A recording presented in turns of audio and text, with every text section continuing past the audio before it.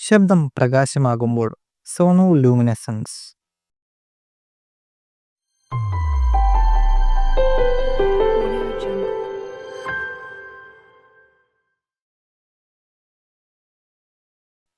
Hello, നമസ്കാരം. Welcome to size vector. ശബ്ദം അത് വെറുമൊരു തരംഗം മാത്രമാണ് അല്ലേ? എന്നാൽ ശബ്ദത്തിന് പ്രകാശം സൃഷ്ടിക്കാൻ കഴിയുമെന്ന് ഞാൻ നിങ്ങളോട് പറഞ്ഞാലോ? ശാസ്ത്രത്തിലെ ഏറ്റവും ആകർഷകമായ പ്രതിഭാസങ്ങളിൽ ഒന്നാണത് സോണോലൂമിനെസൻസ്. കനത്ത മഴയ്ക്ക് ശേഷം ചെറിയ വെള്ളക്കെട്ടുകളിൽ ചെറിയ മിന്നലുകൾ നിങ്ങൾ കണ്ടിരിക്കാം. അതും ഇതേ നിഗൂഢതയുടെ ഭാഗമാണ്. ശബ്ദതരംഗങ്ങൾ ഒരു ദ്രാവകത്തിലേക്ക് അയക്കുമ്പോൾ ചെറിയ കുമിളകൾ രൂപം കൊള്ളുന്നു. ആ കുമിളകൾ തകരുമ്പോൾ ഒരു പ്രകാശമെന്നിൽ പ്രത്യക്ഷപ്പെടുന്നു. സോണോലൂമിനെസൻസ് എന്നതിനെ വിളിക്കുന്നു. അതിൻ്റെ അക്ഷരാർത്ഥത്തിൽ ശബ്ദം പ്രകാശമായി മാറുന്നു എന്നാണ്.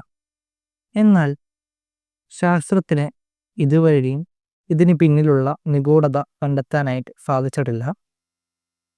ഒരു ചെറിയ കുമിളക്കുള്ളിൽ താപനില 10,000 ഡിഗ്രി വരെ ഉയരും.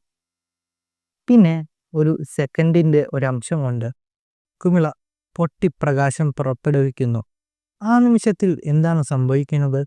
അതിപ്പോഴും ഒരു നിഗൂഢതയാണ്. സങ്കല്പിക്കുക, ഒരു ചെറിയ ശബ്ദതരംഗത്തിനെ പോലും ഇത്ര ശക്തമായി എന്തെങ്കിലും സൃഷ്ടിക്കാൻ കഴിയുമെന്ന് നിങ്ങൾക്ക് തോന്നുന്നുണ്ടോ?